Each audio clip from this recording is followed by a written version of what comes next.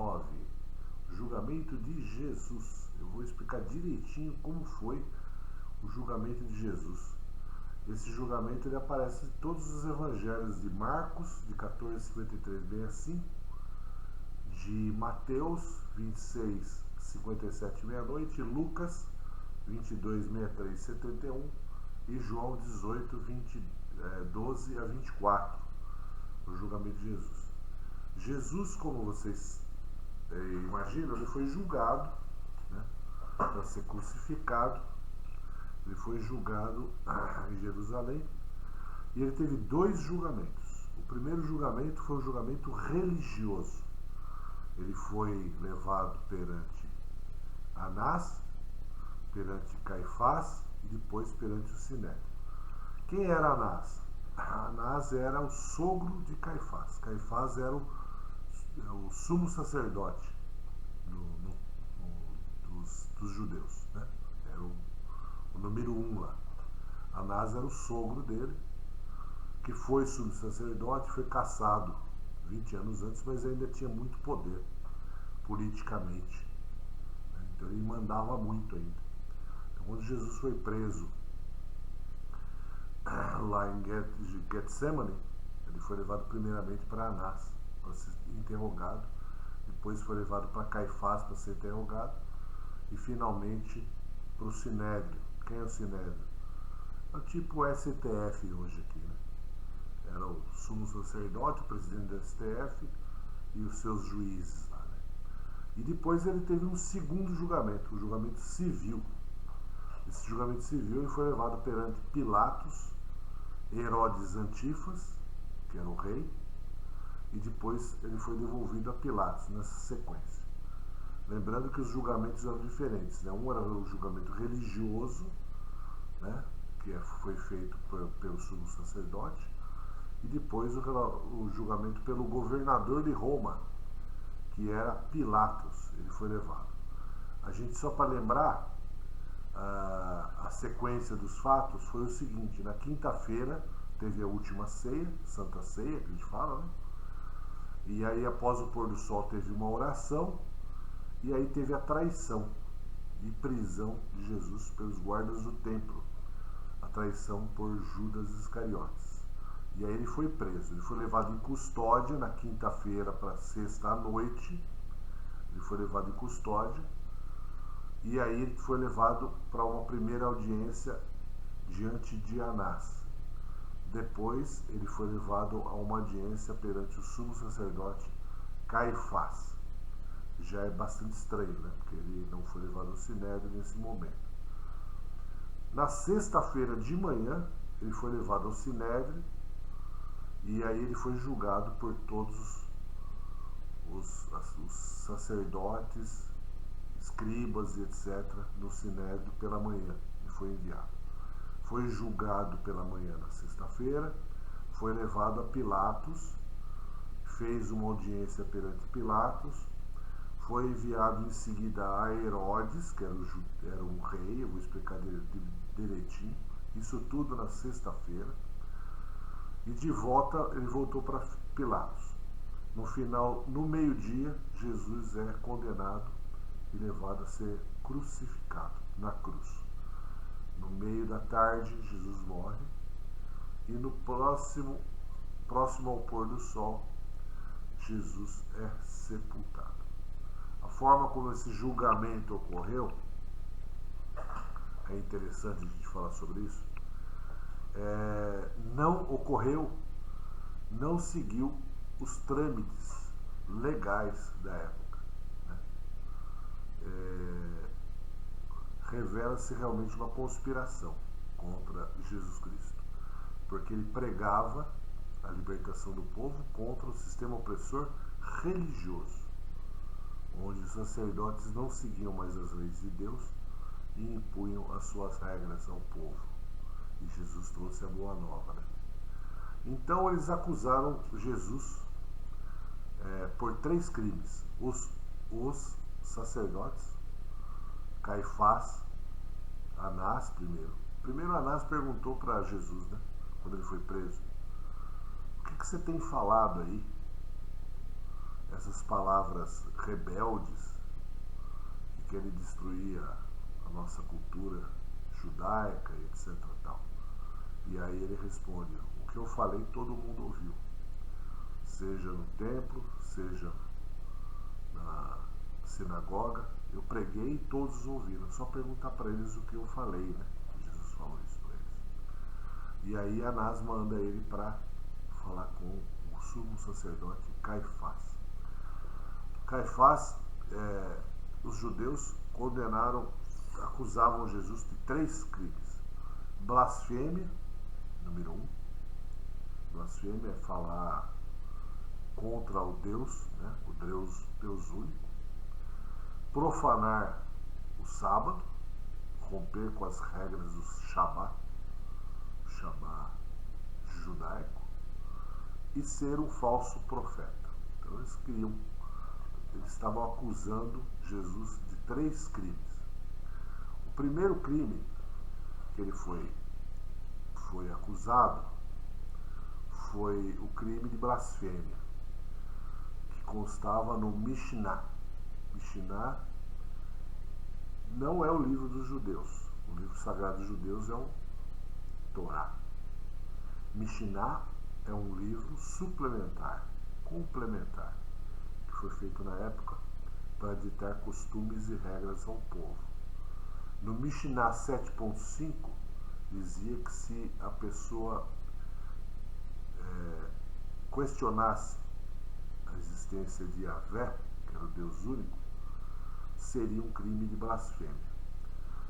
Entretanto, Jesus, quando foi levado a Caifás, o sumo sacerdote, ele permaneceu em silêncio. Por quê? Porque na regra judaica, como até na regra do Brasil hoje, você pode permanecer em silêncio e para não gerar prova contra você mesmo, né? E essa regra não era só judaica, também era uma regra romana, né? E aí ele ficou quieto quando Caifás perguntou para ele se ele se considerava Deus, né? E aí Caifás, rompendo a regra, que ele não devia fazer isso, forçou o interrogado, Jesus Cristo, a responder a seguinte pergunta: você realmente acha que você é o Filho de Deus vivo? E aí ele respondeu que vocês verão o Filho do Homem sentado à direita do Deus Poderoso, que provocou a decisão contra ele. Ele falou: você verá o Filho de Deus sentado à direita de Deus Poderoso. Ou seja, ele não se comparou a Deus, ele disse que estaria ao lado do Pai. Ou seja, ele não cometeu crime algum de blasfêmia. Em seguida, ele foi acusado de profanar o sábado. Né? O sábado é um dia sagrado para os judeus, né? Eu fui para Jerusalém recentemente, ano passado, e eles seguem ainda as regras do Shabá, do sábado. Pra vocês terem uma ideia, no hotel, por exemplo, eu não podia apertar o botão do elevador, né? Não pode esquentar comida com fogo, não pode acender o isqueiro, nada que gere faísca. Não pode trabalhar, né? Os judeus não podem trabalhar no sábado. Tudo é proibido, né, no sábado. Inclusive fui pegar um táxi à tarde em Jerusalém, não tinha mais judeu dirigindo táxi, só tinha árabe, né? Os judeus todos guardavam o Shabá, né? E aí quando a gente pega o Mishnah Shabá, capítulo 7, versículo 2, tem 39 coisas que não podem ser feitas. E eles acusaram Jesus de fazer uma cura no sábado, no Shabá. Só que quando você pega os 39 preceitos da lei, não existe nada escrito que cura não pode. Está escrito que não pode trabalhar, não pode acender faísca, não pode acender o fogo, não pode se mudar. Tem uma série de regras lá. Que não é o Torá, hein? Que não é o nosso Velho Testamento. Lá no nosso Velho Testamento, que é basicamente o conceito do Torá judaico, lá não está escrito isso. onde está escrito? No Mishnah Shabbat, que é uma lei complementar que os sacerdotes criaram. Então, Jesus não profanou o sábado. Por quê? Porque no Mishnah Shabbat 7, capítulo 2, onde tem as 39 regras, não estava escrito que ele não poderia curar. E ele curou o cego. A próxima acusação foi ele ser um falso profeta. E aí esse argumento também é absolutamente inválido, já que todos os judeus esperavam a vinda do novo Messias. Então, se eles duvidavam que ele era o Messias, eles deveriam perguntar a ele quais eram as profecias, o que ele tinha feito, quais eram os milagres que ele tinha feito. Mas isso não foi feito. E agora, o que acontece? Nesse momento, Caifás se indigna com as respostas de Jesus, com a postura de Jesus, que não poderia condená-lo, e ele rasga suas vestes, e rasga em sinal de indignação, e culpa e condena Jesus pelo crime de blasfêmia à morte. Já diz em Levítico 31:10 que jamais o sumo sacerdote poderia fazer isso perante todos, ou seja, rasgar suas vestes em indignação. E ele não votou com o Sinédrio pela condenação de Jesus. Ele teria que fazer uma votação. A votação no sistema da época era: se for unanimidade absolver, seria absolvido. Se fosse unanimidade condenar, seria absolvido também, porque isso seria um sinal de complô contra o julgado. O julgado poderia permanecer em silêncio e a sua condenação seria vinda de testemunhas que poderiam provar a acusação. E isso não ocorreu. Ocorreu, na verdade, uma decisão monocrática. Uma pessoa única decidiu perante um tribunal, a um sinédrio de vários sacerdotes, etc. Uma pessoa única tomou uma decisão. Ali ele foi promotor, ali ele foi acusador, ali ele foi juiz, ali ele foi tudo. E ele condenou Jesus. Em seguida, como eu falei, essa foi o julgamento religioso de Jesus. Agora ele foi levado para o julgamento civil perante a autoridade romana.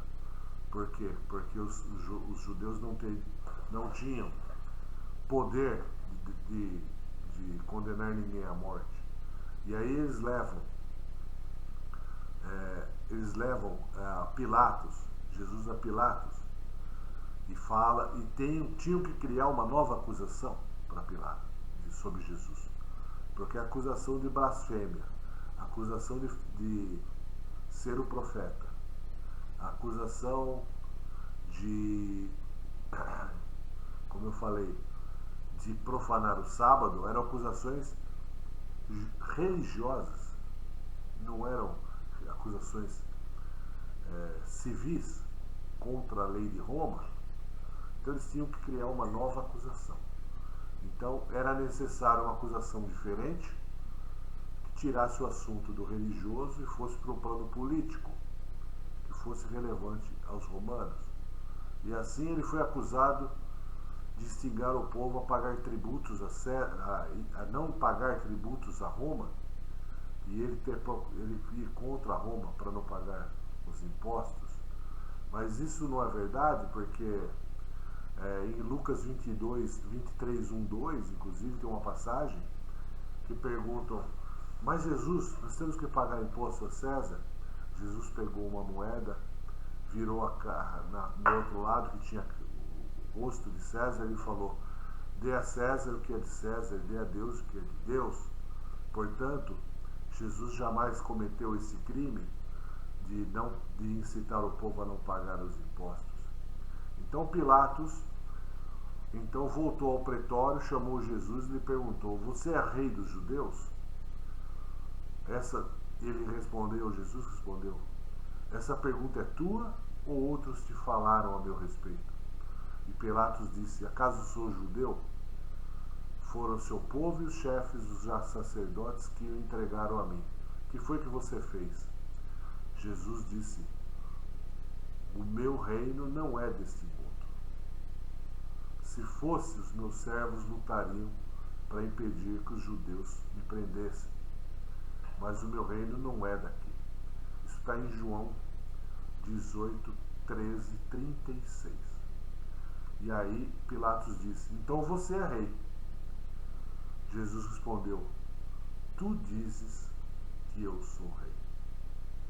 Ele responde. E assim segue a narrativa toda. Ele é levado a Herodes. Herodes era o rei. Ele estava em Jerusalém, porque era uma época de Páscoa. Então estava tanto Pilatos como Herodes.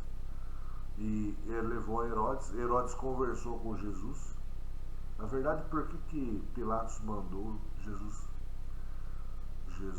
a Herodes? Na verdade, Pilatos perguntou para Jesus: Você é da Galileia? Sou. E aí Pilatos lembrou que a jurisdição era de Herodes na Galileia.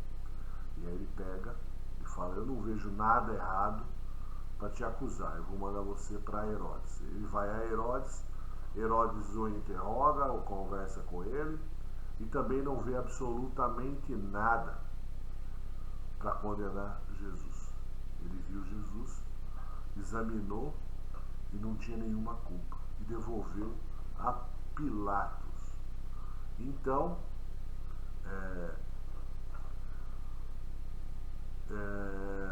Pilatos diz: Nem mesmo Herodes, porque a eles vos remeti, e eis que não tem feito coisa alguma digna de morte. Vou castigá-lo e vou soltá-lo. Quando ele fala isso, os sacerdotes se revoltam na volta de Jesus. Ele volta inclusive com aquela roupa branca, com a túnica vermelha. Os sacerdotes se revoltam e pedem a morte de Jesus. Pilatos insiste que Jesus não tinha culpa nenhuma perante as leis de Roma para ser condenado à morte. No máximo seria açoitado e depois solto. Mas os sacerdotes, juntando uma multidão, começam a pedir a crucificação de Jesus. Nessa hora Pilatos fala: Não tem uma lei aqui, na época da Páscoa, que a gente pode soltar um dos prisioneiros? Tem sim. E aí eles pegam e trazem Barrabás, que era um assassino. Ele era dos zelotes, judeus zelotes, que queriam derrubar Roma. Já tinha matado um soldado romano. E aí o povo, a gente já sabe a história, o povo escolhe quem? Escolhe o ladrão. O ladrão foi escolhido. O assassino foi escolhido. E assim por tantas gerações a gente vê essas coisas acontecendo ainda, né? Então Jesus é condenado. Então ele foi condenado num julgamento absolutamente irregular, que não seguiu nem as regras judaicas. E o que nos lembra sempre que Pôncio Pilatos lavou as mãos. Na verdade, ele pediu uma bacia de água, lavou as mãos e falou: Eu não vou sujar minhas mãos com o sangue de um inocente. E assim que foi o julgamento de Jesus. Um grande abraço, graça e paz. Até a nossa próxima live.